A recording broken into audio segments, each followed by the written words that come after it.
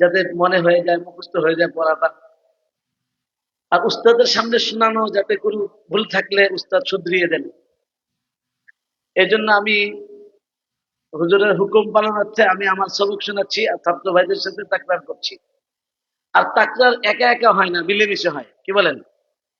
ওয়াজ আর তাকরারের মধ্যে পার্থক্য হলো, ওয়াজের মধ্যে বক্তা ওয়াজ করবেন আর শ্রোতা ঘুমাবেন আর বলবেন খুব চমৎকার ওয়াজ হয়েছে। আর পরের দিন যা বলবেন, জিজ্ঞাসা করবেন কি ওয়াজ হয়েছে, তা বলতে পারবো না। আর তাকরারের মধ্যে যারা তাকরার করবে, একে অপরে একজন জিজ্ঞাসা করলে আরেকজন উত্তর দিতে হয়, কথা বলতে হয়।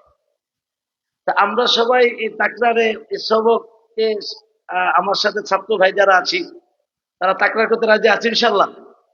কে কে রাজি আছে ইনশাল্লাহ? আল্লাহ তৌফিক দান করেন।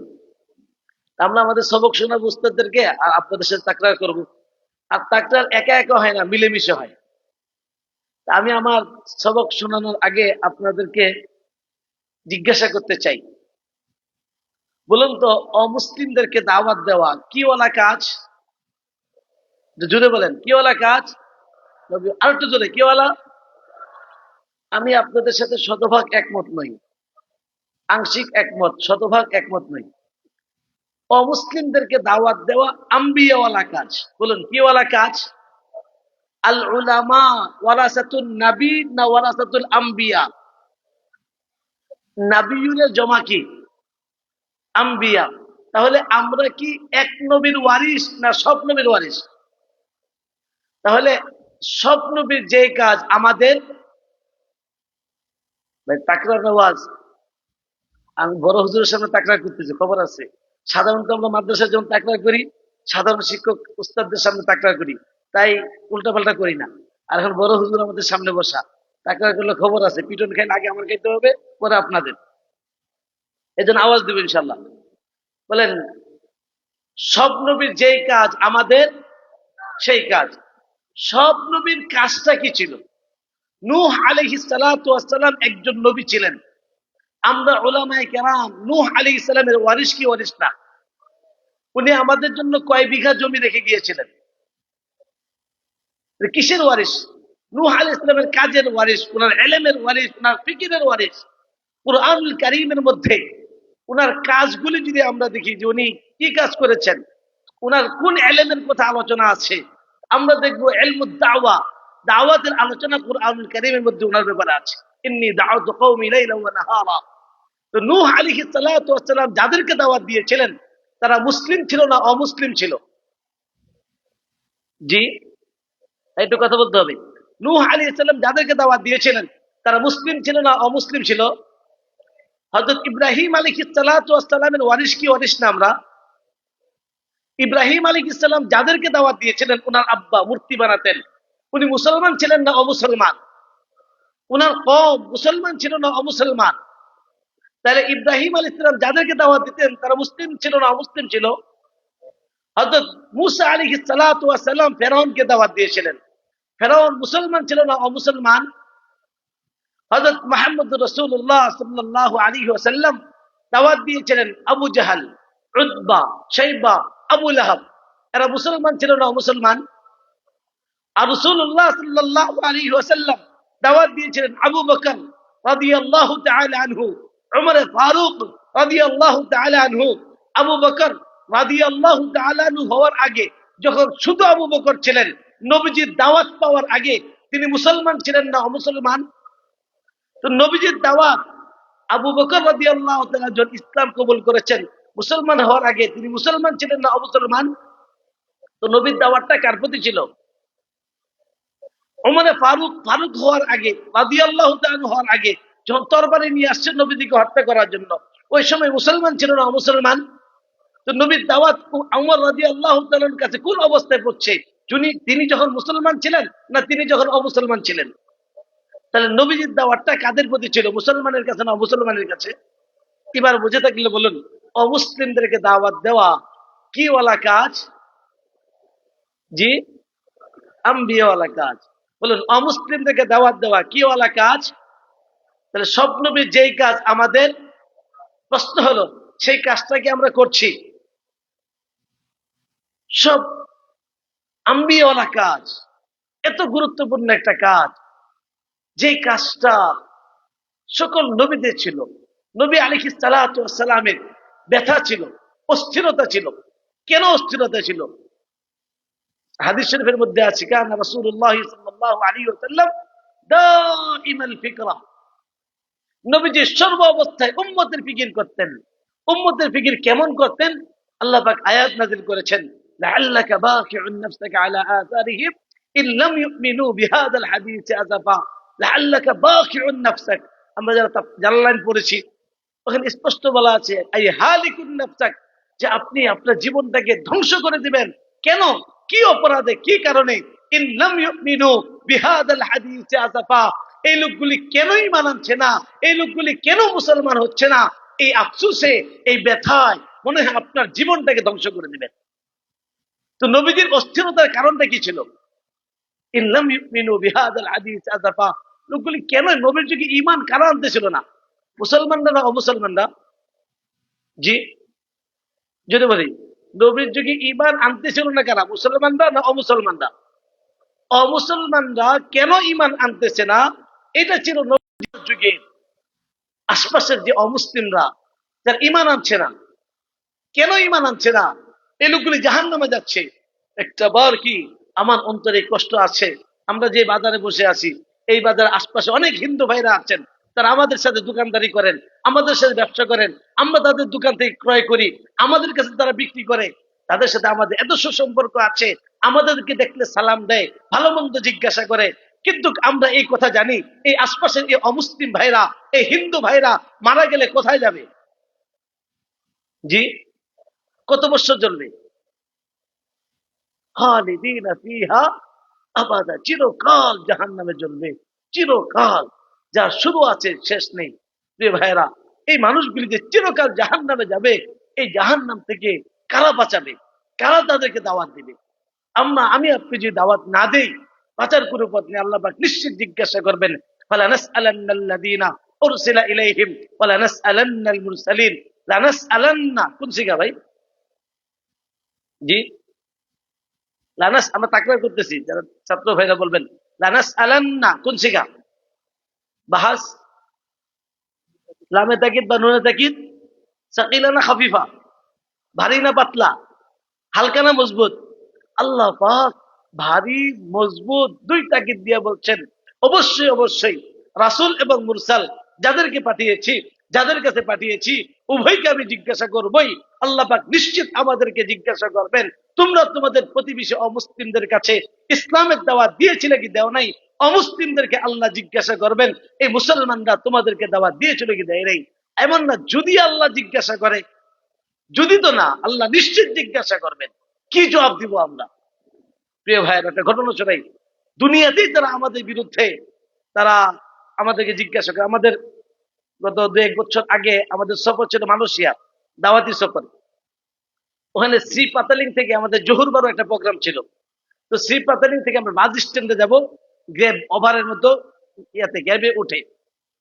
আমরা যখন গাড়ি আসলো, ড্রাইভার হলেন মালয় চাইনিজ। আমরা তাকে বসে তাকে দাওয়াত দেওয়া শুরু করলাম। কারণ 10 মিনিটের গন্তব্য, আমাদের মোবাইলে দেখলাম যে 10 মিনিটের গন্তব্যে 10 মিনিটের ব্যবধানে আমাদেরকে আমাদের গন্তব্যে পৌঁছাবে, বাস স্ট্যান্ডে পৌঁছাবে। আমরা ভাবলাম 10 মিনিট কমপক্ষে গরিমত তাকে দাওয়াত দেওয়া শুরু করি। আমরা তাকে দাওয়াত দিচ্ছি, আর সে আমাদেরকে পুরো শহর ঘুরাচ্ছে। প্রায় আধা ঘন্টা পার হয়ে গেছে, 30-35 মিনিট। আমরা ঘড়ি দেখে বললাম যে ভাই, আপনি তো আমাদেরকে 10 মিনিটে আমাদের গন্তব্যে পৌঁছানোর কথা, কিন্তু আপনি 35-35 মিনিট হয়ে গেল, আপনি পুরো শহর ঘুরাচ্ছেন, ব্যাপারটা কি? উনি বললেন যে হুজুর, আপনারা যে কথাগুলি বলছেন, আপনাদের কথাগুলি আমার কাছে খুব ভালো লাগছে। আমি যদি আপনাদেরকে নামিয়ে দেই, তাহলে তো কথাগুলি শুনতে পারবো না। এই জন্য ইচ্ছা করে আমি ঘোরাচ্ছি, কথাগুলি শোনার জন্য। আমরাও মনে মনে আল্লাহর কাছে দোয়া করলাম, আল্লাহ আপনিও এই লোকটাকে হেদায়েত না দিয়ে আমাদেরকেও তার গাড়ি থেকে নামায়েন না। আলহামদুলিল্লাহ, প্রায় 50-55 মিনিটের মতো তার সাথে কথা হয়। কথা হওয়ার পর সে কালেমা পড়ে, মুসলমান হয়। এরপর তাকে আমাদের গাড়ি থেকে নামায়, আর ভাড়াও নেয়নি। তখন সে একটা কথা বলছে, সেই কথাটাই আমি আপনাদেরকে শোনাইতে যাচ্ছি। তার একটা প্রশ্নটা ছিল যে হুজুর, আপনি যে বললেন আমরা অমুসলিমরা মারা যাওয়ার পরে চিরকাল জাহান্নামে যাব, আপনি যে যুক্তি বললেন, যে কথাগুলি বললেন, আপনার কথায় আমার বিশ্বাস হয়েছে। হ্যাঁ, আমরা যদি ইসলাম না মানি, আল্লাহকে না মানি, নবীকে না মানি, কোরআনকে না মানি, আখিরাতকে না মানি, তো আমি চিরকাল জাহান্নামে যাব, এই কথা আমার বুঝে আসছে। কিন্তু প্রশ্ন হলো যে এই কথা আমরা অমুসলিমরা মারা গেলে জাহান্নামে যাবে, এই কথাটা কি আপনি একাই জানেন, না আমাদের দেশের যে আরো মুসলমান আছে এই মুসলমানরাও জানে? আমি বললাম সকল মুসলমান জানে। বলে আমার গাড়িতে তো অনেক অনেক মুসলমান আমার গাড়িতে উঠে, অনেক হুজুর আমার গাড়িতে উঠে, অনেক টুপিদারিওয়ালা আমার গাড়িতে উঠে, আমার পরিচিত অনেক মুসলিম বন্ধু আছে, আমার সাথে চলে অনেক মুসলিম বন্ধু আছে, কিন্তু তারা তো কোনোদিন আমাকে এই কথা বলেনি যে আমি বললে জাহান্নামে যাব। তো তারা এতদিন আমাকে এই কথা বলে নাই কেন? দুনিয়াতে যদি এই প্রশ্ন করে, আখিরাতে কি করবে না? আখিরাত তো নিশ্চিত করবে। ওই দিন আমার জবাব দেওয়ার কোনো ভাষা ছিল না, আমি তাকে উত্তর দিতে পারি নাই। ওই সময় আয়াত মনে হয়েছে,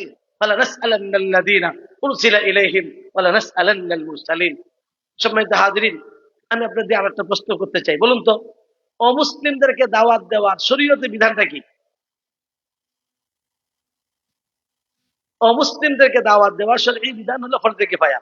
আমার এই বিষয়ে দারুল উলুম দেওবন্দের, হাটাদারি বড় বড় প্রতিষ্ঠানের ফতোয়া আমার কাছে সংগ্রহীত আছে আলহামদুলিল্লাহ। অধিকাংশ ফতোয়া হলো অমুসলিমদেরকে দাওয়াত দেওয়ার এই বিধান হলো ফরজে কিফায়া। ফরজে কিফায়া কাকে বলে? ফরজে কিফায়া বলা হয় এমন একটা কাজ, যেই কাজটা সকলের উপরে দায়িত্ব।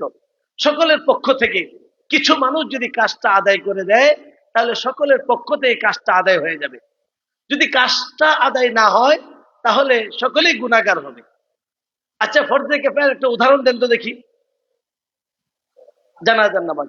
জানাজার নামাজের মধ্যে আরো অনেক আছে, এটা আমরা বলি তাদফিন তাকফিন। একটা লোক মারা গিয়েছে, তার দাফন কাফন জানাজা ইত্যাদি সম্পূর্ণ কাজ করা এই এলাকার সকলের উপর দায়িত্ব। সকলের পক্ষ থেকে কিছু মানুষ যদি কাজটা আদায় করে দেয়, তাহলে সকলের পক্ষ থেকে কাজটা আদায় হয়ে যাবে। কিন্তু 100 মানুষ মিলেও যদি কাজটা আদায় না হয়, ফরজে কিফায়া আদায় হবে? ঠিক আমাদেরকে এই পরিমাণ লোক থাকার দরকার অমুসলিমদের মাঝে, যাদেরকে দাওয়াতটা পৌঁছে যায়। এবার বলুন, জানাজার নামাজ আদায় হতে হলে কমপক্ষে কয়জন লোক দরকার? কমপক্ষে 4 জন লোক, একজন ইমাম, 3 জন মুসল্লি, 4টা খুঁটি ধরে 4 জন নিয়ে যাবে। বাকি একজন ব্যক্তিও যদি একা একা কাজটা সম্পূর্ণ করে দেন, বড় হুজুরের কাছে যদি বলেন ফতোয়া, হুজুর আমাদের আঞ্চলিক সমস্যার কারণে এই লোকটাকে কেউ জানাজা দেয় নাই, আমি একাই তাই কাপড় পরিয়ে ছেঁচড়িয়ে ছেঁচড়িয়ে কবরস্থ করে কাজটা সম্পূর্ণ করে দিয়েছি। হুজুর প্রথমে একটা ধমক দিবে, এই মিয়া তোমাদের এলাকায় আর লোকজন ছিল না? ধমকটা দেওয়ার পর ঠিক আছে, কাজটা যেহেতু হয়ে গেছে, তাও ফরজে কিফায়া আদায় হয়ে গেছে। কিন্তু 100 মানুষ থাকার পরেও কাজটা যদি আদায় না হয়, তাহলে ফরজে কিফায়া আদায় হবে না।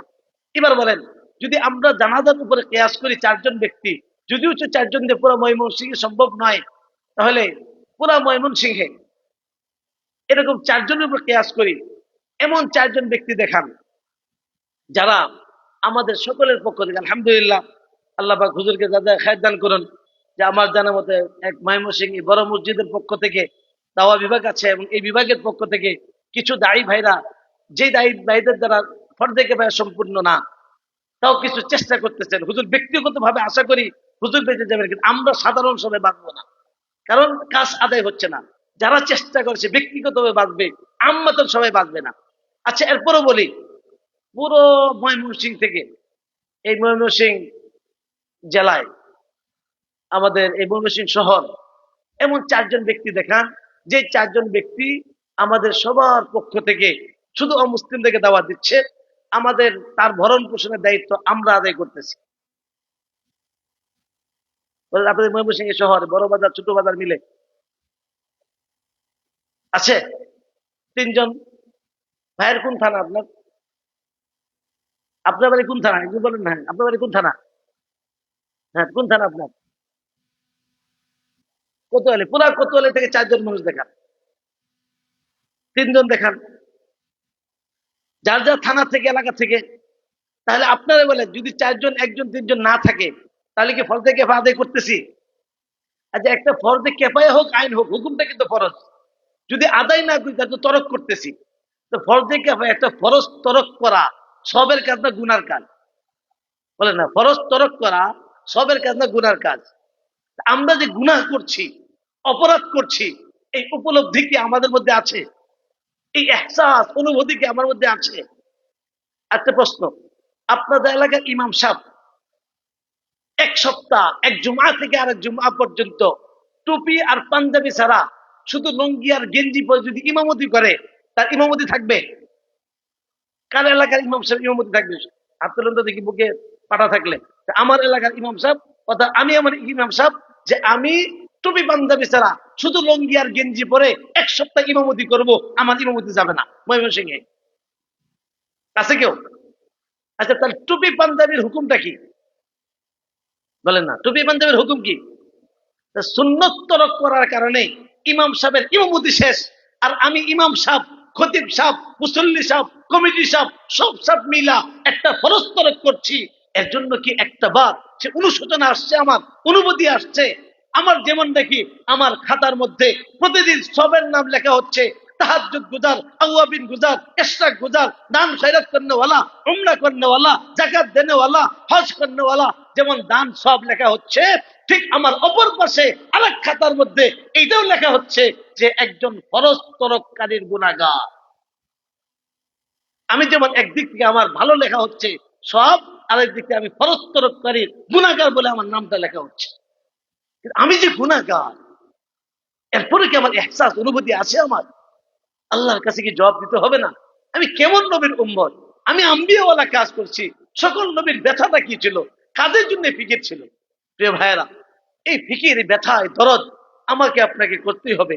যদি আমি আপনি এই ফিকির না করি, আমি আপনি যে চিন্তা না করি, কাল কিয়ামত দিবসের মধ্যে আল্লাহর কাছে বাঁচার কোনো পথ থাকবে না। এবার ফরজে কিফায়া আদায় করার জন্য এখন সবাই মিলে কাজ করব, সম্ভব না। দিনের সব কাজ অনেকেই করবে, বাকি আমি এই কাজের জন্য ব্যক্তিগতভাবে চেষ্টা। তিনটা প্রাণীর উদাহরণ আপনাদের সামনে পেশ করি। সূরাতুন নামল থেকে দুইটা প্রাণী। পিপিলিকার সর্দার হযরত সুলাইমান আলাইহিস সালাতু ওয়াস সালাম তার সৈন্য দল নিয়ে যাচ্ছিলেন। পিপিলিকার সর্দার ডাক দিয়ে বলল, ইয়া আইয়ুহান নামলু দুখুলু মাসাকিনাকুম, হে পিঁপড়ার দলেরা, তোমরা তোমাদের গর্তের মধ্যে প্রবেশ করো। পিপিলিকার সর্দার সরাসরি তাদেরকে দাওয়াত দিয়েছিল।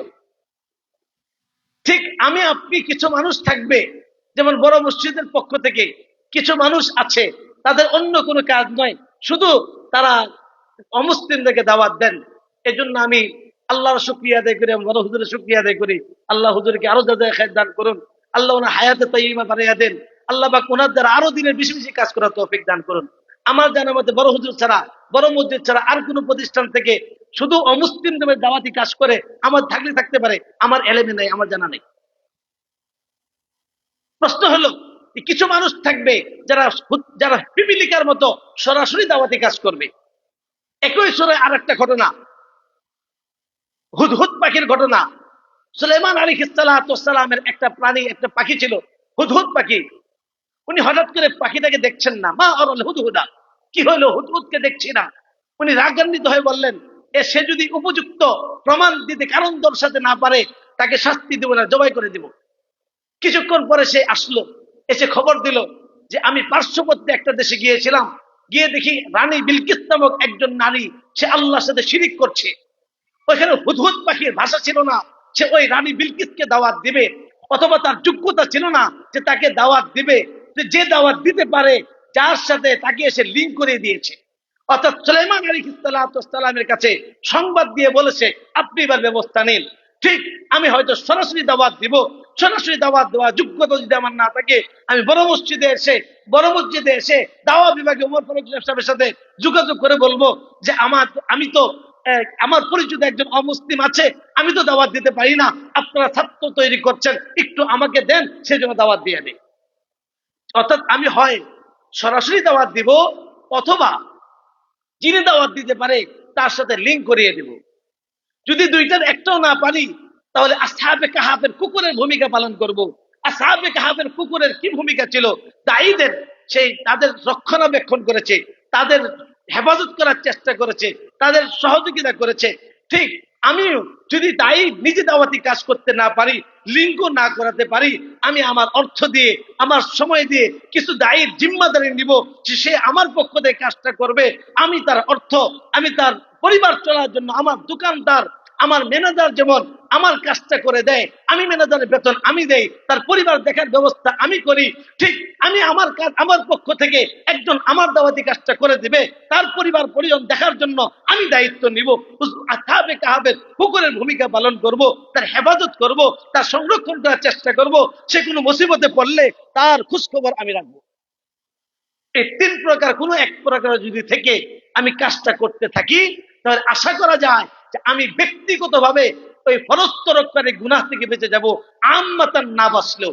যেমন যে ব্যক্তি, একটা মানুষ মারা গিয়েছে কোনো কারণে, পারিবারিক কারণে কবর দিতে পারছে না, দুই তিনজন মানুষ ব্যক্তিগতভাবে চেষ্টা করছে, ওই ব্যক্তিগতভাবে চেষ্টা করার কারণে ওই ব্যক্তিগুলি গুনাহ থেকে বাঁচবে, আম্মাতান গুনাহ থেকে না বাঁচলেও। ঠিক এই তিন প্রকারের কোন প্রকারে যদি আমি দাওয়াতের ক্ষেত্রে থাকি, আমি ব্যক্তিগতভাবে ফরস্তরকারীর গুনাহ থেকে বেঁচে যাব, আম্মাতান সবাই না বাঁচলেও। এই জন্য তিন প্রকারের কোন এক প্রকারের হইতে রাজি আসি ভাই ইনশাল্লাহ। কে কে তৈরি আছি ইনশাল্লাহ? আল্লাহ আমাদের তৌফিক দান করুন। সম্মানিত হাজিরিন, এই কাজ, এই দাওয়াতি কাজ কিওয়ালা কাজ?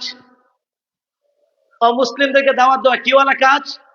যদি বলি কিওয়ালা কাজ, আম্বিয়াওয়ালা কাজ।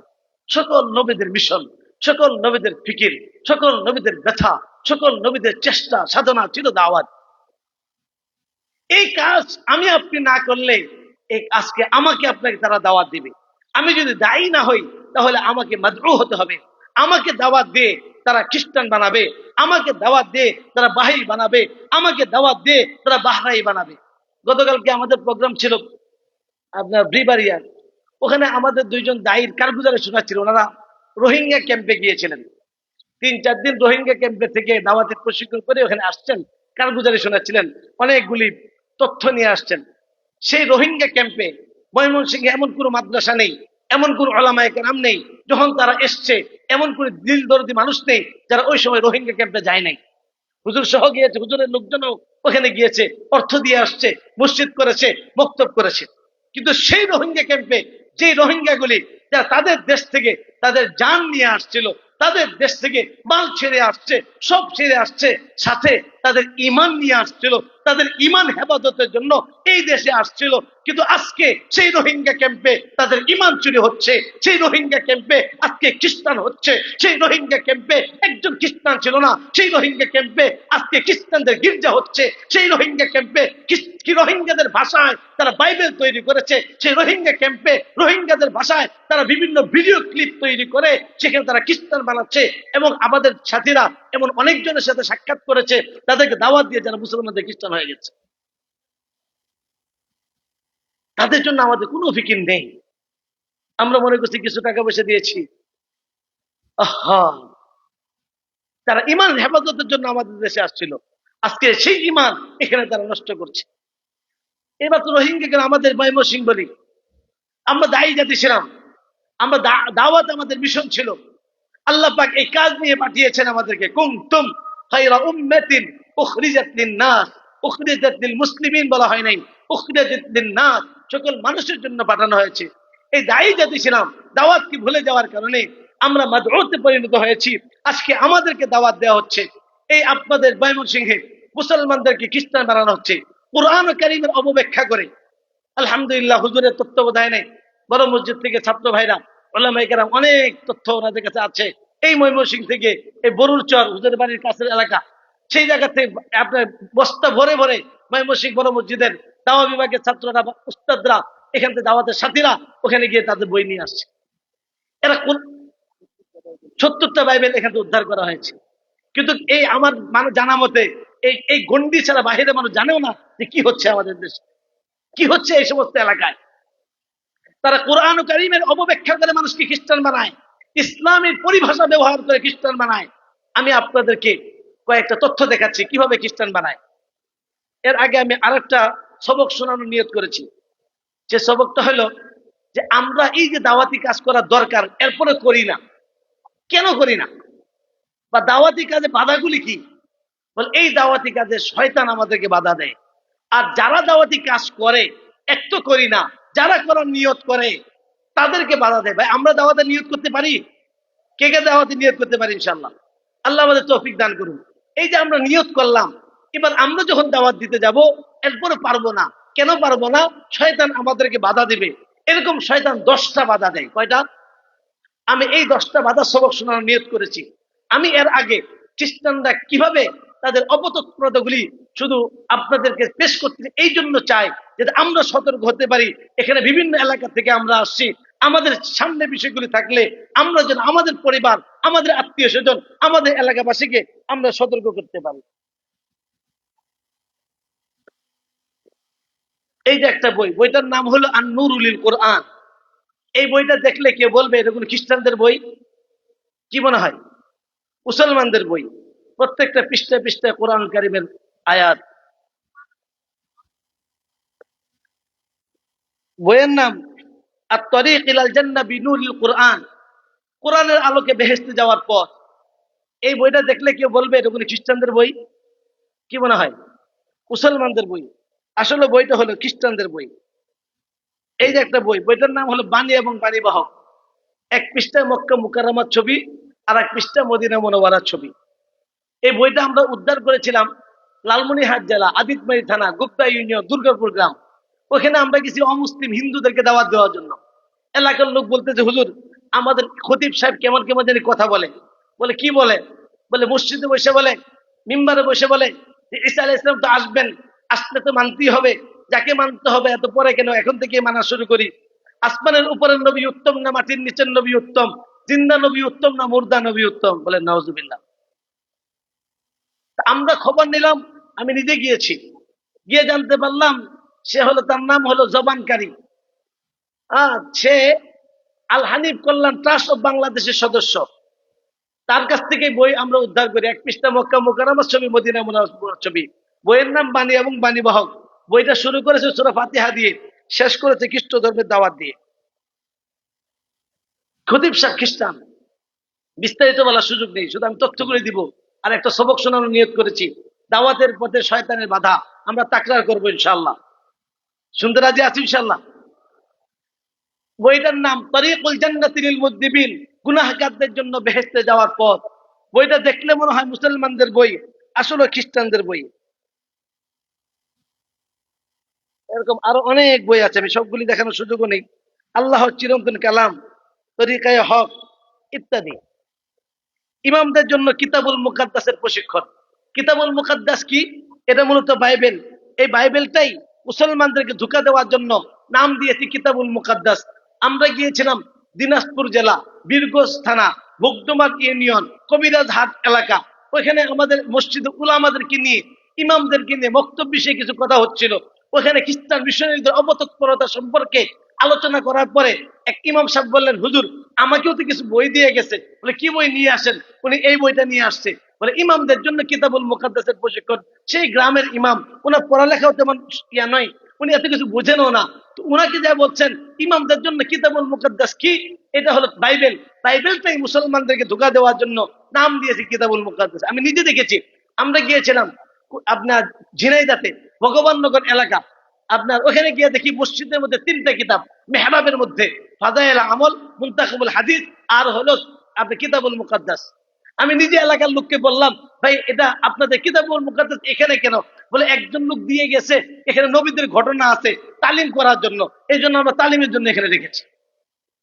আমরা ঝিনাইদহে গিয়েছিলাম ডক্টর আব্দুল্লাহ জাহাঙ্গীর রাহিমাহুল্লাহ, ওনার দাওয়াতে। ওখানে গিয়ে দেখি পীর সাহেব খ্রিস্টান হিসাব। ইনি যখন পীর ছিল, পীর থাকা অবস্থায় এটা তার বই।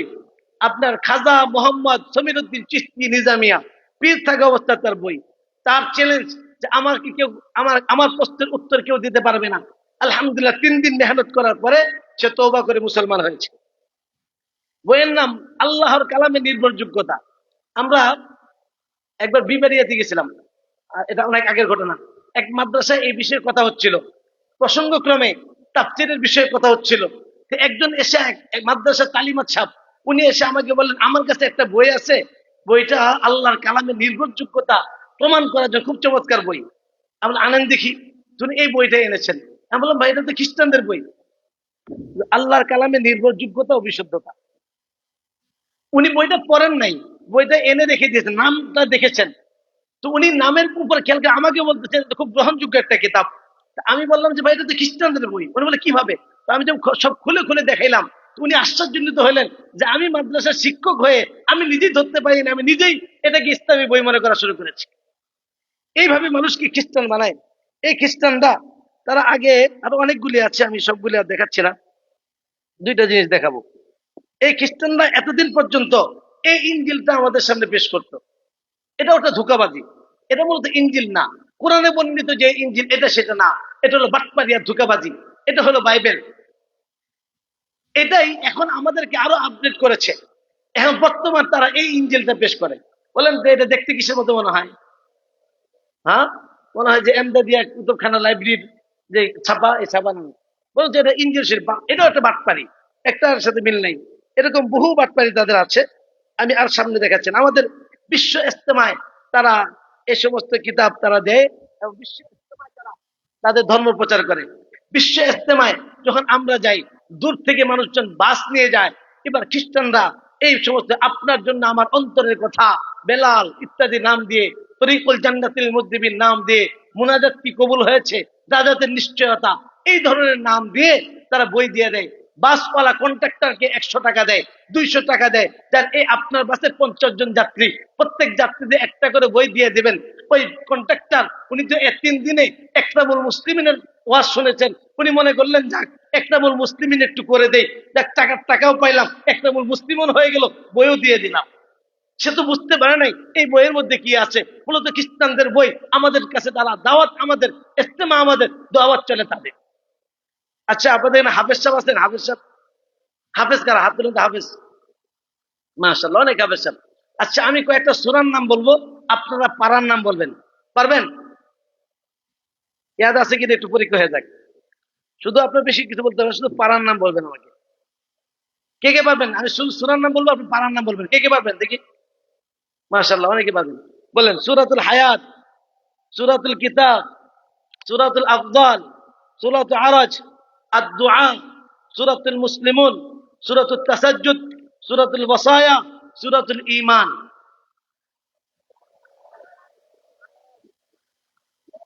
ভাই আপনারা তো হলেন হাফেজ সব মানুষ, এই জন্য আপনার এখানে নাও থাকতে পারে। আমার কাছে ডিগ্রি একটা বেশি আছে, আমি হয়েছি গাইরে হাফেজ। গাইরে একটা ডিগ্রি বেশি আছে না? এই দেখেন, এটা লিখছে সূরা মুসলিমুন। আউযুবিল্লাহ বিসমিল্লাহ কিছু নাই কিন্তু, কারণ আউযুবিল্লাহ থাকলে তো শয়তান দূর হবে। শয়তান তো নিজে এখানে বসা, দূর হবে কেমনে? লিখছে সূরাতুল মুসলিমুন, আলিফ লাম সাদ মিম, কুল ইয়া আইয়ুহাল মুসলিমুন ইন্নাকুম লাফি যালালিন বাঈদ। বলুন হে মুসলমানগণ, তোমরা সুস্পষ্ট গুমরাহির মধ্যে আছো। বলেন নাউযুবিল্লাহ। এই বইগুলিতে আছে কি? এই বইগুলিতে তারা খ্রিস্টান মিশনারিরা তার অপতৎপরা, তার কোরআনের অপব্যাখ্যা করে মানুষকে বিভ্রান্ত করে। কিভাবে বিভ্রান্ত করে একটা ঘটনা বলি, তাহলে তাদের বাটপারি আপনাদের এই ময়মনসিংহ এলাকাতেও, আপনাদের পাশে কি থানাটা যেখানে আমাদের অনেকগুলি, গৌরীপুর থানা। এই গৌরীপুর থানা আমার বড় মসজিদের ছাত্র ভাইরা ওখানে আলহামদুলিল্লাহ একজন দায়ী ভাই ওখানে দাওয়াতি কাজ করতেছে হুজুরের তত্ত্বাবধানে। উনাদের তথ্য আমাদের কাছে আছে যে এখানে মুসলমান খ্রিস্টান, মুসলমানদের গ্রামে অনেকগুলো গির্জা তৈরি হয়েছে। গির্জার প্রধান হলেন আবু বকর ইত্যাদি নাম দিয়ে, মুসলিম ছিল, মুসলিম থেকে খ্রিস্টান হয়ে আপনাদের ময়মনসিংহে তারা গির্জা তৈরি করেছে। প্রিয় ভাইয়েরা, এটা মুসলমানদেরকে বুঝায় কিভাবে? মুসলমানদেরকে কোরআনের অপব্যাখ্যা করে বুঝায়। একটা ঘটনা বলি, বললে তো বিষয়টা আপনাদের সামনে ফুটে উঠবে। আমরা একবার গেলাম দিনাজপুর জেলা পার্বতীপুর থানা মুন্সিপাড়া গ্রাম, মসজিদের সামনের বাড়ির লোকজন খ্রিস্টান। ওখানে যখন দাওয়াতে তাবলীগের সাথীরা যান, যা শুনেন সাখাওয়াত হোসেন সাজু নামে একজন ব্যক্তি মুসলমান থেকে খ্রিস্টান হয়েছে, ওনাকে দাওয়াত দিতে যান। দাওয়াত দিলে উনি বলেন আমার কিছু প্রশ্ন আছে, আপনারা যদি উত্তর দিতে পারেন তাহলে আমি ফিরে আসব, যদি উত্তর দিতে না পারেন তাহলে আপনারা আমার প্রশ্ন শুনবেন। এখন বলে প্রশ্নগুলি করে, বলে আমাদেরকে তাওরাত ইনজিল প্রতিষ্ঠা করতে হবে। কেন? আল্লাহ বলছেন কুলিয়া আহলাল কিতাব লাস্তুম আলা শাইইন হাত্তা তুকিমুত তাওরাত ওয়াল ইনজিল। যতক্ষণ পর্যন্ত তাওরাত ইনজিল প্রতিষ্ঠিত না করবে ততক্ষণ পর্যন্ত তোমার কোনো ভিত্তি নেই। আল্লাহ পাক তাওরাত ইনজিল কায়েম করতে বলছেন, যেমন নামাজ কায়েম করতে বলছেন, যদি বলি এটা বাতিল হয়ে গিয়েছে বা মানসুখ হয়ে গিয়েছে, বলে এটা তো আল্লাহর কালাম। আল্লাহ বলছেন লা তাবদীলা লিকালিমাতিল্লাহ ওয়ালা মুবাদদিলা লিকালিমাতি। আল্লাহ বলছেন আল্লাহর কালামকে পরিবর্তন করতে পারবে না, আর আপনি বলছেন পরিবর্তন হয়ে গিয়েছে। কারটা মানবো, আল্লাহরটা না আপনারটা? নাউজুবিল্লাহ। বলে এই কোরআন তো আমাদের জন্য না। কেন? বলে আল্লাহ বলছেন ওয়াকাযালিকা আওহাইনা ইলাইকা কুরআন আরাবিয়্যা লিতুনযিরা উম্মাল কুরা ওয়া মান হাওলাহা। এটা আরবি ভাষায় আরবদের জন্য, মক্কা এবং তার আশপাশের লোকের জন্য। আমরা আরব না, আমাদের ভাষাও আরবি না, আমরা মক্কার লোক নই, মক্কার আশপাশের লোক না, অতএব এই কোরআন আমাদের জন্য না। বলেন নাউজুবিল্লাহ। বলেন এই সমস্ত প্রশ্নের উত্তর সাধারণ পাবলিককে দেওয়া সম্ভব? এখন যখন সাধারণ সাথী দিন শিখতে গিয়েছেন, তো দাওয়াত তাবলীগের সাথীরা দিন শেখার জন্য যান, এই প্রশ্নের যখন উত্তর দিতে না পারে, সে এগুলি ভিডিও করে, ভিডিও করে গ্রামের মানুষকে গিয়ে বলে হুজুর ঢাকার থেকে হুজুর আসছে, আমার সাথে পারে নাই। ঢাকাতেই কোন মার্কার কোন হুজুর গিয়েছে এটা তার পাবলিক জানে না, টুপি পরার পাঞ্জাবি পরা দেখেছে। এবার এরকম সে আরো কি করে, এই খবর কাকরাইলে আসে, কাকরাইল থেকে আমাদের সাথে যোগাযোগ করা হয় যে আপনারা উলামায়ে কেরামের একটা জামাত নিয়ে যান। আমরা ঢাকা থেকে উলামায়ে কেরামের জামাত নিয়ে যাই। তো আমরা ওখানে একটা জামাত নিয়ে গেলাম। এলাকার লোক বলছে যে হুজুর আপনারা তার সাথে পারবেন না, আপনার বসিয়েন না, আপনাদের মতো অনেক হুজুর আসছে তার সাথে পারে না। আমি বললাম এবার শেষ সময়, এরপরে আর বসাবসি হবে না, লাস্ট চান্স।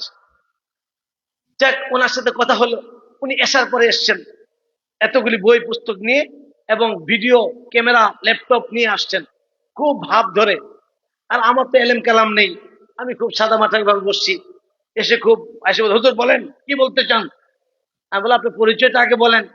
বলে আমার নাম সাখাওয়াত হোসেন ছাজু, আগে মুসলমান ছিলাম, এখন খ্রিস্টান, আগে মোহাম্মদের উম্মত ছিলাম, এখন ঈসার উম্মত। বলে নাউজুবিল্লাহ।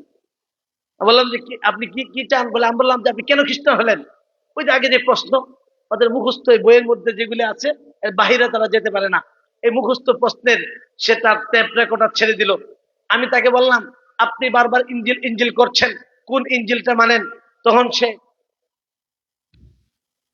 এই ইঞ্জিলটা পেশ করে বলছে যে আমি এই ইঞ্জিল মানি।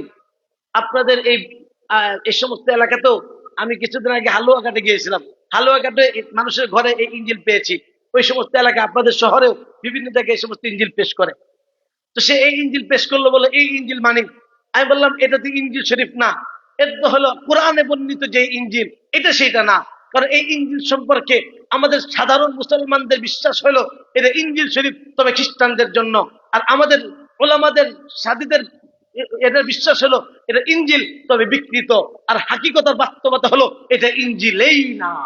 হাকিকত কি? কি এটা? এটা হলো ধোঁকাবাজি আর বাটপারি। আমি তাকে বললাম যে এটা তো ইঞ্জিল নয়।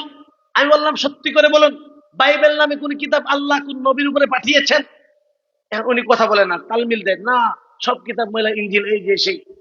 আমি বললাম না, কথা একটা উত্তর দেবেন, বাইবেল নামে কোন কিতাব আল্লাহ কোন নবীর উপরে পাঠাইছেন কি পাঠান নাই? তো উনি বলেন এলাকায় বলছে আজকে উত্তর দে। এখন সে বলতেছে না, বাইবেল নামে কোন কিতাব আল্লাহ পাঠান নাই, বাইবেল আল্লাহর কালাম না। আর এই কিতাবটা হলো বাইবেলের অংশ।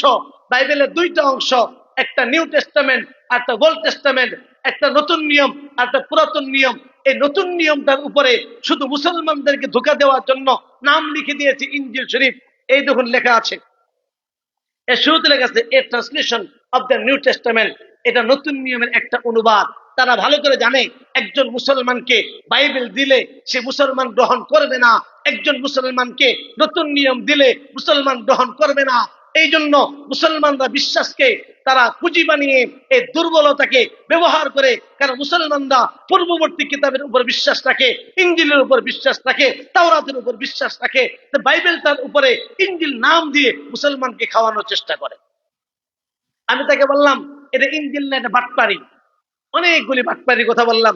এক নম্বর হলো এই দেখেন লোগো, এই লোগোটা কাদের? খ্রিস্টানদের লোগো কি? ক্রস। বইটা কাদের? খ্রিস্টানদের। তাদের ক্রস থাকার কথা ছিল, আছে কি? মুসলমানদের লোগো। এটা একটা বাটপারি। নাম ইনজিল শরীফ, বাইবেলে কোথাও ইনজিল শরীফ শব্দটা নাই। এটা চুরি করেছে মুসলমানদের বিশ্বাস থেকে, চুরি করে বাইবেলের উপর লিখে দিয়েছে ইনজিল শরীফ। এটাও আল্লাহর কালাম হতে পারে না। আমি তাকে বললাম সত্যি করে বলেন, মানুষের লেখা জীবনী, ঈসা নবীর লেখা জীবনী আল্লাহ কালাম হতে পারে? উনি বললেন যে না। অর্থাৎ একজন ব্যক্তি ঈসা নবীর জীবনী লিখে বললো এটা ইনজিল, এটা হতে পারে না। ঠিক এই কিতাবের মধ্যে প্রথম 4টা অধ্যায় হলো মানুষের লেখা আছে হযরত ঈসা মসির জীবনী, অর্থাৎ এই কিতাবটা হলো ঈসা মসির জীবনী। ঈসা মসির জীবনী কি হইতে পারে না? আল্লাহ কালাম হতে পারে না। আমি তাকে বললাম, সত্যি করে বলেন, মানুষের লেখা চিঠি কি আল্লাহ কালাম হইতে পারে? বলে না।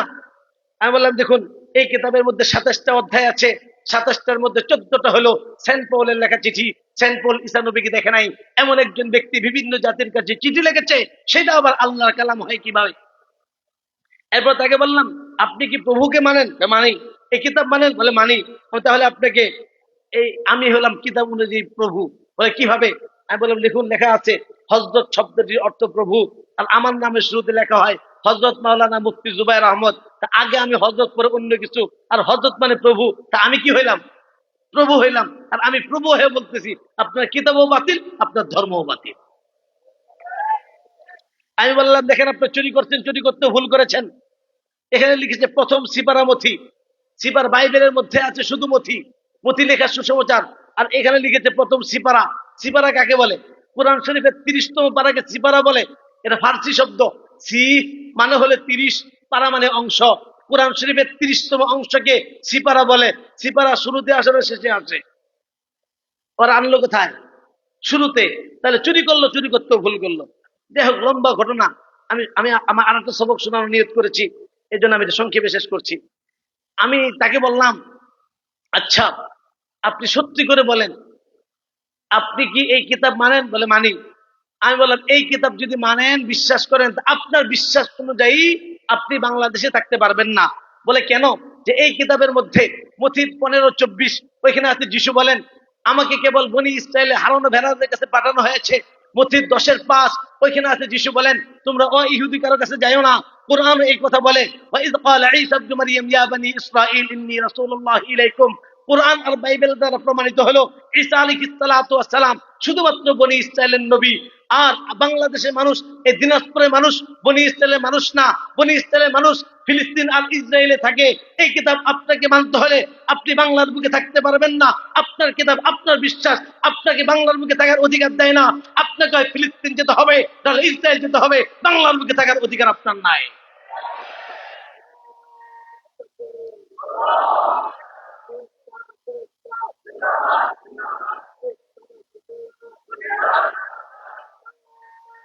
সম্মানিত হাজিরিন, আমি তাকে বললাম, সত্যি করে বলুন, আপনি কি ঈসা মসিহকে বিশ্বাস করেন? বলে হ্যাঁ, অবশ্যই বিশ্বাস করি। বললাম, তাহলে একটা পরীক্ষা দিতে হবে। বলে কি পরীক্ষা? খুলেন বাইবেল, তাদের কিতাবের মধ্যে আছে মার্কের 16 নম্বর অধ্যায় 17 নম্বর পদ। ওইখানে আছে যিশু বলেন, আমার প্রতি যদি কারো বিশ্বাস থাকে, তার মধ্যে চিহ্নগুলি দেখা যাবে। নাম্বার 1, তারা মন্দ আত্মা ছাড়াবে। নাম্বার 2, তারা নতুন নতুন ভাষায় কথা বলবে। নাম্বার 3, তারা হাতে করে সাপ তুলে ধরবে। নাম্বার 4, ভীষণ বিষাক্ত কিছু খাবে, কোনো ক্ষতি হবে না। নাম্বার 5, রোগীর গায়ে হাত দিলে রোগী ভালো হয়ে যাবে। আমি বললাম, 1 নাম্বার মন্দ আত্মা ছাড়ান। মন্দ আত্মা কি? এ নিয়ে খ্রিস্টানদের মধ্যে একতলাপ আছে, যেহেতু মুখতালাফি মাসআলা, এই জন্য পরীক্ষাটা মাফ করে দিলাম। নাম্বার 2, আপনি নতুন নতুন ভাষায় কথা বলতে পারবেন। আমি বললাম, আপনি একটু আমার সাথে আরবিতে কথা বলুন। হাবির মাইবিল লুগা আরাবিয়্যা। আমি 2 মিনিট আরবিতে কথা বললাম, উনি হা করে তাকিয়ে রইলেন। আমি বললাম, 3 নাম্বার, আপনি সাপ ধরতে পারবেন? আপনার তো প্রস্তুতি আছে, বই পুস্তক নিয়ে আসছেন। আমার প্রস্তুতি নেই। যদি প্রস্তুতি থাকতো, বেদে এলাকাতে বাদ দিয়া সাপুরিয়ে এনে সাপ ছেড়ে দিয়ে বলতাম ধরুন। যেহেতু আনি নাই, এই পরীক্ষাটাও ফিসাবিলিল্লাহ মাফ করে দিলাম। নাম্বার 4, ভীষণ বিষাক্ত কিছু খেলে কোনো ক্ষতি হবে না। আমাদের দেশে ভীষণ বিষাক্ত কিছু নেই, তবে পোকামাকড় মারার জন্য কীটনাশক বিষ পাওয়া যায় সারের দোকানে। কি মারার বিষ? বলেন না, কি মারার? যে 1 বোতল বিষ আনি, এখন আর কথা বলে না।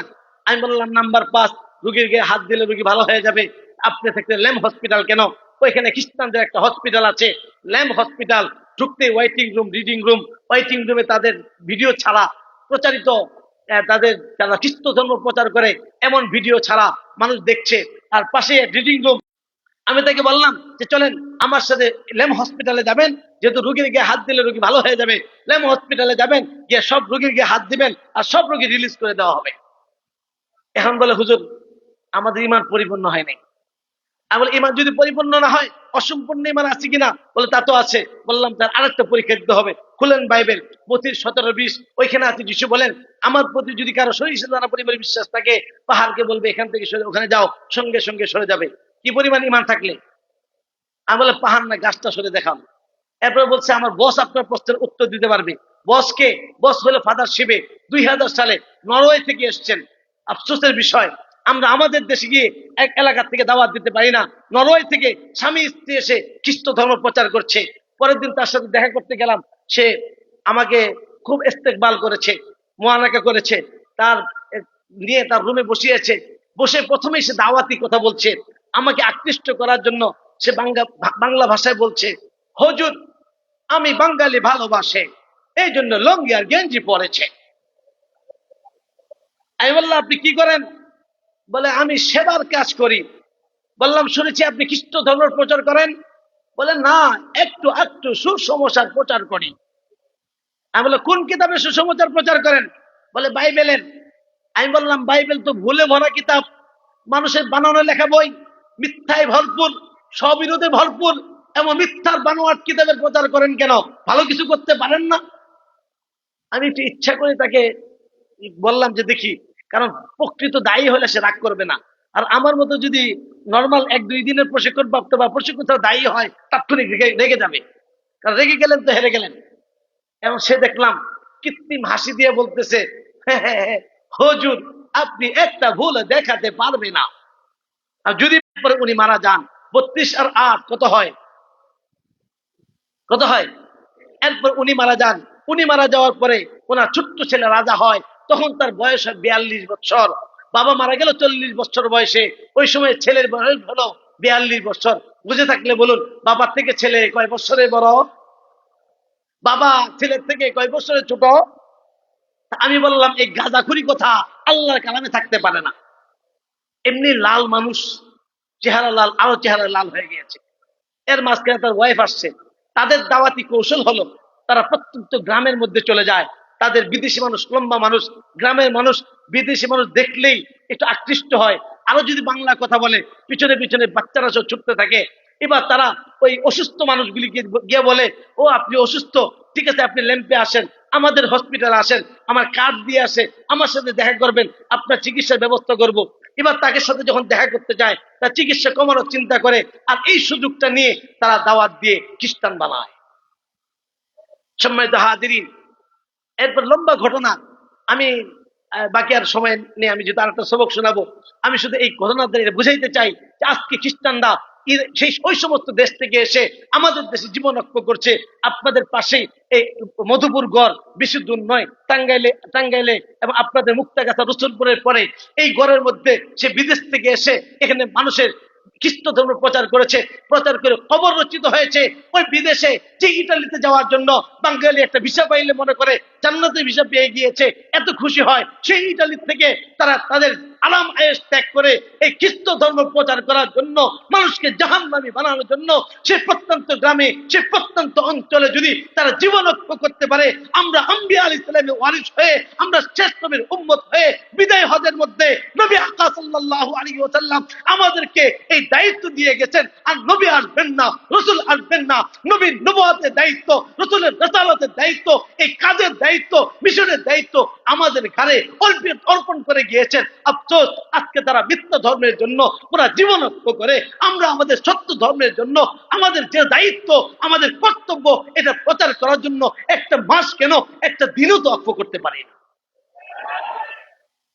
আরে ভাইও, দোস্ত বুজুর্গ, আরে তারা আজকে পুরা দেশে খ্রিস্ট ধর্ম প্রচার করছে, এত কিছু করছে, ভয়ের কোনো কারণ নেই, দুশ্চিন্তার কোনো কারণ নেই। এগুলো সব মাকড়াসা জাল। মাকড়াসার জাল বানাইতে সময় লাগে, ভাঙতে সময় লাগে না। তাদের সব মিথ্যা, তাদের সব মিথ্যা। ভাই বলে হুজুর, অনেকেই বলে হুজুর ওদের টাকা আছে, পয়সা আছে। ভাই আম্বিয়া আলাইহিস সালাম কোনো টাকার বস্তা নিয়ে আসেন নাই। আম্বিয়াদের ওয়ারিস আমরা, দাওয়াতি কাজের জন্য টাকার বস্তা নিয়ে আসেন নাই, ফিকিরাত ব্যথা নিয়ে আসছেন, হক নিয়ে আসছেন।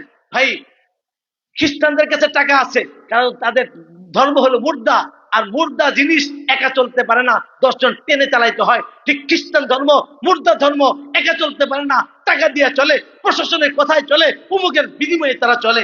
আর আমাদের ধর্ম সত্য, টাকা লাগে না, পয়সা লাগে না, জিদ্দা মানুষ একা যেমন চলতে পারে, ইসলাম একাই চলতে পারে।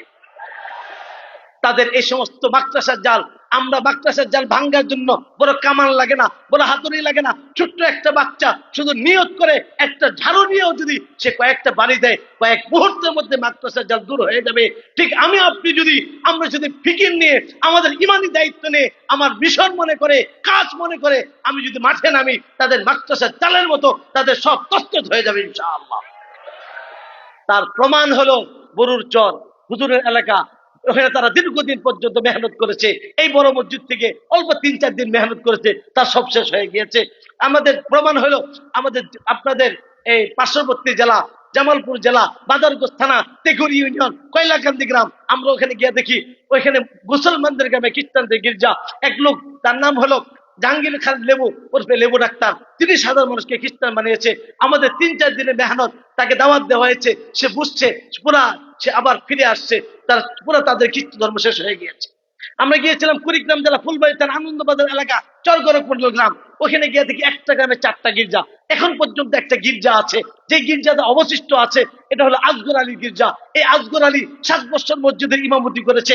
ইমামতি করার পরে সে খ্রিস্টান হয়ে গিয়েছে, তার বাড়িতে গির্জা করেছে, আজকে পর্যন্ত তার বাড়িতে গির্জা। বলে নাউজুবিল্লাহ। কিন্তু ওখানে আরো মেহনত ছিল। আলহামদুলিল্লাহ, দায়ীদের মাত্র মেহনত ফুসুল খুলুসের সাথে আল্লাহর সাথে কান্নাকাটি করে 3-4 দিন মেহনত করেছে, আরো 3টা গির্জা বন্ধ হয়ে গেছে আলহামদুলিল্লাহ। একটা গির্জার মধ্যে মাদ্রাসা হয়েছে, যে গির্জার মধ্যে মুসলমানের সন্তানরা খ্রিস্ট ধর্ম শিখতে যাইতো, ওইখানে আজকে মুসলমানের সন্তানরা কোরআন শিখছে, কালিমা শিখছে। বলেন আলহামদুলিল্লাহ। প্রিয় ভাইরা, এই জন্য খ্রিস্টানরা যদি বিদেশ থেকে এসে আমাদেরকে জাহান্নামমুখী করার জন্য জীবন রক্ষা করতে পারে, আমরা পারি না। আমাদের মিশনকে আল্লাহর সন্তুষ্টির জন্য, আম্বিয়াওয়ালা কাজের জন্য, আমার সময় এবং জান মাল নিয়ে এই কাজগুলি শেখার জন্য আমরা বের হইতে রাজি আছি ইনশাআল্লাহ। কে কে রাজি আছি ইনশাআল্লাহ? আল্লাহ আমাদের তৌফিক দান করুন।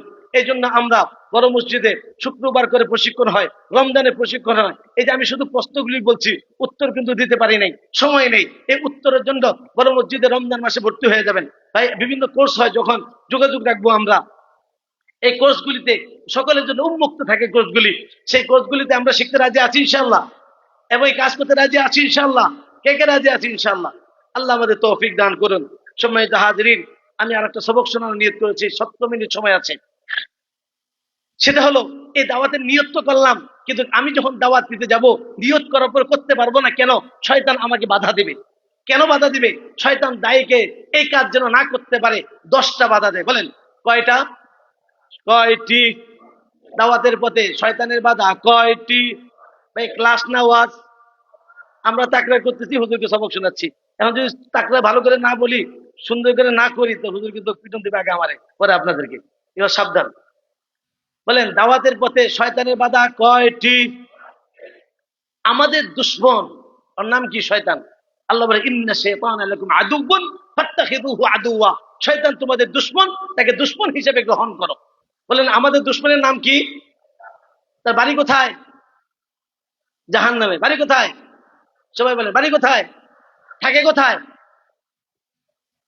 মানুষের রক্তের শিরায় শিরায়। ইন্না শাইতানা ইয়াজরি ইবনে আদম মাজরাদ দাম। মানুষের রক্তের শিরায় শিরায় থাকে। আর শয়তান সকলের দুশ্মন। আর আমরা যারা দাওয়াতের নিয়ত করেছি, সে হলো আমাদের প্রতিপক্ষ দুশ্মন। আমাদের কি দুশ্মন? অর্থাৎ শয়তান এতদিন মানুষকে, হিন্দু ভাইদেরকে, খ্রিস্টান ভাইদেরকে জাহান্নামের পথ দেখাচ্ছে। এখন আমি যখন নাকি মহব্বতের সাথে তাকে জান্নাতের পথ দেখাইতে যাব, এবার শয়তান আমার প্রতিপক্ষ হয়ে যাবে। ও এতদিন আমার আমার লোকগুলিকে আর এক রাস্তা নিয়ে যাচ্ছে। এই জন্য আমি যেন দাওয়াতি কাজ করতে না পারি, এই জন্য আমাকে বাধা দেয়। এরকম 10টা বাধা। 1 নম্বর বাধা, সে আমার আকীদা নষ্ট করার চেষ্টা করে। আমি যখন দাওয়াত দিতে যাব, সে আমার আকীদার মধ্যে সন্দেহ সৃষ্টি করবে, আমার আকীদা নষ্ট করার চেষ্টা করবে। বলেন দাওয়াতের পথে শয়তানের বাধা কয়টি? 1 নম্বর কি? আকীদা নষ্ট করে। বলেন 1 নম্বর কি? জুড়ে 1 নম্বর কি? ভাই মুখস্থ করতে হবে। 1 নম্বর কি? 2 নম্বর, সে যদি আমার আকীদা নষ্ট করতে না পারে, আমাকে বেদাতি কাজে লিপ্ত করার চেষ্টা করবে। বলেন 2 নম্বরে কি করবে? বলেন দাওয়াতের পথে শয়তানের বাধা কয়টি? কয়টি? সবাই বলি, জোরে বলি। 1 নম্বরে, 1 নম্বরে, 2 নম্বরে, 3 নম্বরে। যদি এখানেও সে বাধা দিতে না পারে, বেদাতি কাজে লিপ্ত, কারণ কুল্লু বিদআতিন দালালা ওয়া কুল্লু দালালাতিন ফিন্নার, সে জাহান্নামে নিয়ে যেতে চায়, তার বাড়িতে নিয়ে যেতে চায়, সে এখানে সফল হয়ে যাবে। যদি এখানে সে ব্যর্থ হয়ে যায়, তখন আমাকে দিয়ে কবিরা গুনাহ করাবে। বলেন 3 নম্বরে কি? কবিরা গুনাহ তো আমাদের সহজ হয়ে গেছে। এই যে মোবাইলে যেই মহিলাকে সামনে সামনে দেখা না যায়, এটা ফেসবুকে দেখা যায়, কি বলেন? বড় মসজিদের ছাত্র উস্তাদ, এই এলাকা হুজুরের সহপতি আমরা থাকি, আমাদের জন্য মনে হয় হুজুরের সহপতি এখন জায়েজ হইতে পারে, কি বলেন? যেই মহিলাকে সরাসরি দেখা না যায়, ইউটিউবে এটা দেখা যায়, এটা কি গুনাহ? এই যে আমরা কবিরা গুনাহ করতে করতে একবার গুনাই মনে করি না। আমরা দাওয়াতুল হকের নিসবতে যে সমস্ত মাদ্রাসা একটা কিতাব পড়ানো তালিম করা হয়, 5 মিনিটের মাদ্রাসা, ওখানে একটা অধ্যায় আছে কবিরা গুনাহ। এরপর বলা আছে একটি গুনাই জাহান্নামে নিয়ে যাওয়ার জন্য যথেষ্ট হইতে পারে বা যথেষ্ট হইবে। বলেন, শয়তানের দাওয়াতের দায়ের পিছনে মেহনত গুলি করে, দাওয়াতের পথে শয়তানের বাধা কয়টি? 1 নম্বরে, 2 নম্বরে, 3 নম্বরে, 4 নম্বর, যদি সে কবিরা গুনাহ না করাইতে পারে, এবার সে সগীরা গুনাহ করায়, কারণ সগীরা করতে করতে একবার কবিরাতে ঢুকায় দেয়। বলেন 4 নম্বরে কি? 4 নম্বরে কি? 5 নম্বরে, এবার তাকে যদি কেউ দাওয়াতের নিয়ত করে, তো তাকে এর সামনে এর থেকে আর কম দরজার কাজকে অনেক বড় করে পেশ করে। মনে করেন আলহামদুলিল্লাহ মাদারিস সব ভালো দরকার, আমি দাওয়াতি কাজ করতেছি, এবার শয়তান আমাকে ধোঁকা দিবে, তুমি একা দাওয়াতি কাজ কিভাবে করবা? একটা কাজ করে ব্যবসা করো, ব্যবসা করে টাকা কামাইবা, এই টাকা দিয়ে আরো দায়ী ফেলবা। এবার শয়তান আমাকে সুন্দরভাবে ভালো উপস্থাপন করে দাওয়াতি কাজ থেকে আমাকে দূরে সরাই দিল, অর্থাৎ মূল কাজ থেকে সে দূরে সরিয়ে দেয়। বলেন 5 নম্বর কি? মূল কাজ থেকে দূরে সরিয়ে দেয়। বলেন দাওয়াতের পথে শয়তানের বাধা কয়টি? 1 নম্বরে, 2 নম্বরে, 3 নম্বরে, 4 নম্বরে, 5 নম্বরে, 6 নম্বরে দায়ীদের সময় নষ্ট করায়। কি নষ্ট করায়? দেখবেন ফেসবুকে আমরা যে পরিমাণ সময় নষ্ট করি, কোরআন তেলাওয়াত করলে 10 মিনিট তেলাওয়াত করলে মনে হয় যে আমি 2-3 ঘন্টা তেলাওয়াত করে ফেলছি, একটু লড়ালড়ি দিতে মন চায়, আর ফেসবুকে 2 ঘন্টা চলে যায়, মনে হয় 10 মিনিট ঢুকছিলাম। এই যে আমার সময় নষ্ট করছে, বিভিন্ন ভাবে সময় নষ্ট করছে, যে দায়ীর সময় নষ্ট করে। বলেন 6 নম্বরে কি? 7 নম্বরে নিয়ত নষ্ট করে, যে আমি দাওয়াত দিলাম, একজন মুসলমান হলো, এবার একটা ফেসবুকের মধ্যে একটা ছবি তুলে ফেসবুকে দিয়ে দিলাম, মাশাআল্লাহ আমি করছি, মানুষের বাহবা পাওয়ার জন্য, লাইক কমেন্ট পাওয়ার জন্য, শেয়ার পাওয়ার জন্য। বলছে দাওয়াত তো আল্লাহর জন্য। ওমান আহসানু কওলাম মিম্মান দাআ ইলাল্লাহ, মিম্মান দাআ ইলাল্লাহ, শুধু আল্লাহর দিকে দেবে, শুধু আল্লাহর জন্যই দিবে। তাহলে আমি ফেসবুকে দিলাম, কার জন্য হইল? আল্লাহর জন্য হলো না পাবলিক এর জন্য হইল? তাহলে শয়তান আমার নিয়তকে নষ্ট করে, মানুষ আমাকে দায়ী বলবে, মানুষ আমাকে বাহবা দেবে, এই নিয়ত নষ্ট করে দিয়ে আমি যে ভালো কাজটা করছিলাম ওইটাও নষ্ট করে দেয়। বলেন দাওয়াতের পথে শয়তানের বাধা কয়টি? সবাই বলি। 1 নম্বরে, 2 নম্বরে, সবাই 3 নম্বরে, 4 নম্বরে, 5 নম্বরে, 6 নম্বরে সময় নষ্ট করায়, 7 নম্বরে নিয়ত নষ্ট করায়, 8 নম্বরে আমাদের ইখতিলাফ সৃষ্টি করে দেয়। যখন মানুষ দাওয়াতি কাজ করে তখন কি সৃষ্টি করে দেয়? নিজেদের মধ্যে মারামারি, ইখতিলাফ, মারামারি করো। একসময় দাওয়াত দিতাম আল্লাহর দিকে, এখন বলে আপনি কোন দল? একসাথে গাঠি নিয়ে বের হয়েছি, আপনি কাদের সাথে? আপনি কাদের সাথে? ও না আমাদের সাথে আসেন, ও না আপনি আমাদের সাথে আসেন।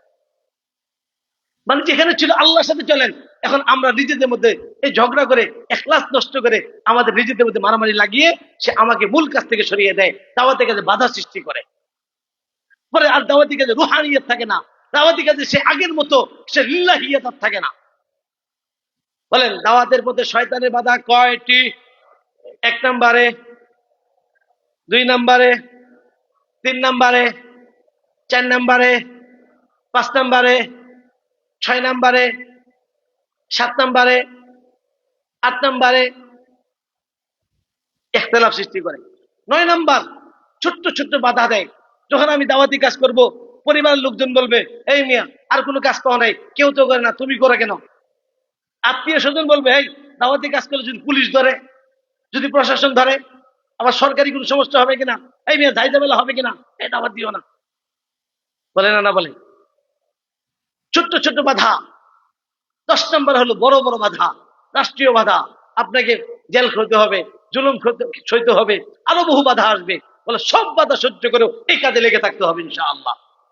এই জন্য শয়তানকে জিতাবো না হারাবো? শয়তানকে জিতাবো না হারাবো? তো জিততে হলে বাধার মধ্যে মোকাবেলা করতে রাজি আছি ইনশাআল্লাহ। কে কে রাজি আছি ইনশাআল্লাহ? আল্লাহ আমাদের তৌফিক দান করুন। সম্মানিত হাজিরিন, দুইটা প্রশ্ন। একটা প্রশ্ন, হুজুর যদি দাওয়াত দেই রাষ্ট্রীয় কোনো সমস্যা হবে কিনা? আইন শুনে রাখি, বাংলাদেশ সংবিধানের 41-এর 1-এর কয়ের ধারা আছে, প্রত্যেক নাগরিক তার নিজ নিজ ধর্ম প্রচার করতে পারবে।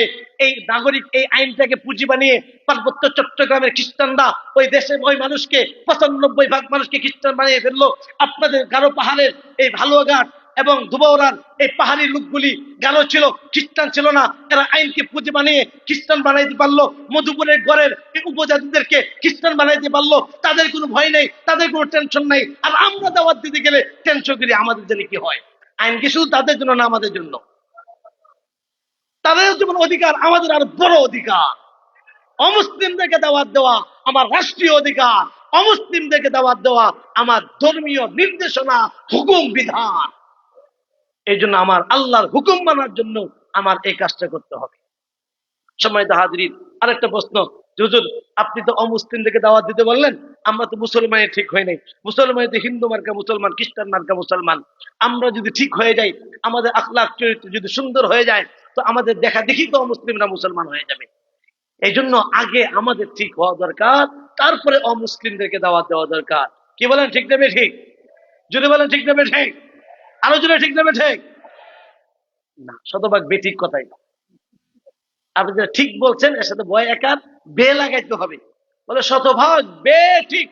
বলে কেন বে ঠিক? আজকে জুমার সময় বড় হুজুরে আপনাদের বা প্রায় মসজিদে সানি খুতবার মধ্যে আপনাদেরকে একটা হাদিস শুনিয়েছেন, অনেকে শুনেছেন। হাদিসটা খুতবার মধ্যে পড়া হয়, খায়রুল কুরুনি করনি সুম্মাল্লাযীনা ইয়ালুনাহুম সুম্মাল্লাযীনা ইয়ালুনাহুম, সর্বোত্তম যুগ আমার যুগ, এরপরে যুগ, এরপরে যুগ, এরপরে আর বলা হয় নাই। এবার ইতিহাস যদি আমরা দেখি, খায়রুল কুরুনের পর থেকে, নবীজির পর থেকে, সাহাবাদের পর থেকে দিন দিন মুসলমানদের অবস্থা ভালো হচ্ছে না খারাপ হচ্ছে? তা আমরা যদি এই কথা মনে করি আগে আমরা ঠিক হব তারপরে অমুসলিমদেরকে দাওয়াত দিব, কিয়ামত চলে আসবে, আমার আপনার ঠিক হওয়া হবে না, আর অমুসলিমদেরকেও দাওয়াত দেওয়া হবে না। এইটা ঠিক। তাহলে কি করতে হবে? বলে আমার আপনার ঠিক হওয়ার জন্য আল্লাহ রাস্তায় তবলিগে সময় লাগাইতে হবে। আমার আপনার ঠিক হওয়ার জন্য হক্কানি পিসা হুজুরের কাছে, আমাদের হুজুর পিসা হুজুর, ওনাদের সাথে বায়াত হয়ে আমাদের ইসলাহ করতে হবে। আমার আপনার ঠিক হওয়ার জন্য উলামায়ে কেরামের সহবতে থাকতে হবে। আমার আপনার ঠিক হওয়ার জন্য দ্বীনি তালিম তাআল্লুমের সাথে জুড়ে থাকতে হবে। এটা আর সাথে সাথে অমুসলিমদেরকেও দাওয়াত দিতে হবে। অমুসলিমদের দাওয়াত পাওয়া তাদের অধিকার।